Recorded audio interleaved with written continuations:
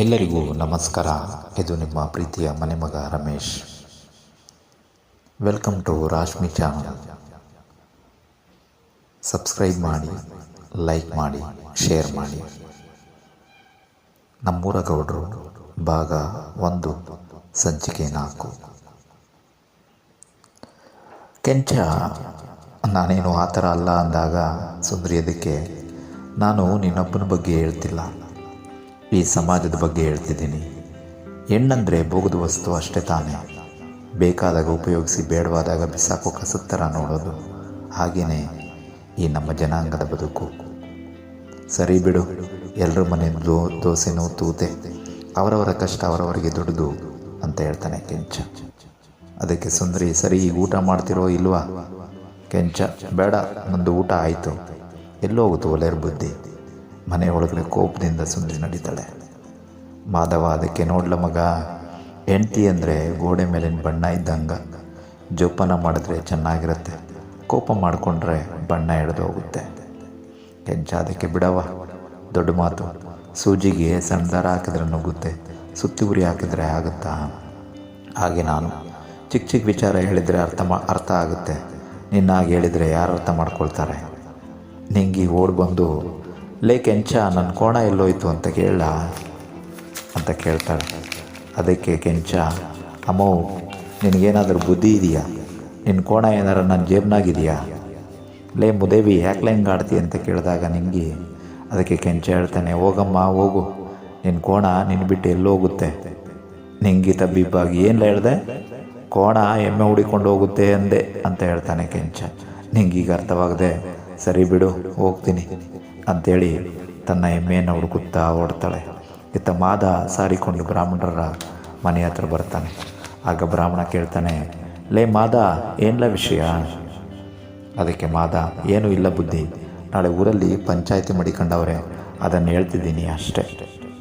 ಸರಿ ಬ್ರಾಹ್ಮಣ, ಏನು ವಿಷಯ ಹೇಳು? ಮಾದ, ನಾಳೆ ಬನ್ನಿ ಬುದ್ಧಿ, ಗೊತ್ತಾಗ್ತದೆ. ಸರಿ, ಯಾರೆಲ್ಲ ಪಂಚಾಯಿತಿ ಕರೆದಿರೋದು? ಊರಿನ ಗೌಡ್ರು ಬುದ್ಧಿ.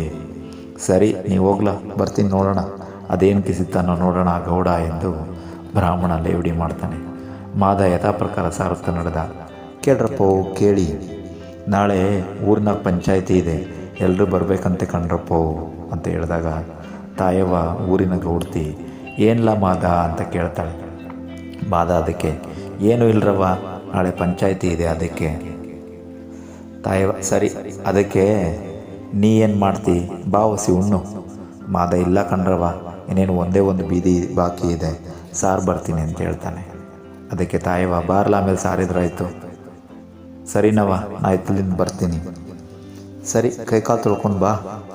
ಮಾದ ಅಲ್ಲೇ ಮೂಲೆಯಲ್ಲಿದ್ದ ತಟ್ಟೆ ಲೋಟ ತೆಗೆದು ತೊಳೆಯಲು ಮುಂದಾಗ್ತಾನೆ. ಅದಕ್ಕೆ ತಾಯವ್ವ, ಲೇ ಮಾದ, ಬಿಡೋ, ಅದು ಆ ತಟ್ಟೆ ಲೋಟ ಎಲ್ಲ ತುಕ್ಕಿಡಿದು ನಾರ್ತಾ ಇದೆ, ಇಲ್ಲಿ ಬೇರೆ ತಟ್ಟೆ ಇದೆ, ಕೊಡ್ತೀನಿ. ಮಾದ ಅದಕ್ಕೆ, ಬಿಡವ, ಕಾಲದಿಂದ ನಮ್ಮವರು ಇದೇ ತಟ್ಟೆಯಲ್ಲಿ ತಾನೇ ತಿಂತಿರೋದು. ಲೇ, ನೆನ್ನೆ ತಾನೇ ನಮ್ಮ ನಾಯಿ ಅದರಲ್ಲೇ ಊಟ ಮಾಡಿ ಈಗ ನೀನು ಅದರಲ್ಲಿ ತಿಂತೀಯಾ ಅಂತ ಕೇಳ್ತಾಳೆ ತಾಯವ್ವ. ಅದಕ್ಕೆ ಮಾದ ಹೇಳ್ತಾನೆ, ಅದು ನಾಯಿ, ಇದು ನಿಯತ್ತಿನ ನಾಯಿ, ಹಾಕವ ಊಟನ ಅಂತಾನೆ. ಅದಕ್ಕೆ ತಾಯವ್ವ, ಸರಿ ಬಾ ಒಳಗಡೆ. ಮಾದ, ಎಲ್ಲರ ಉಂಟ?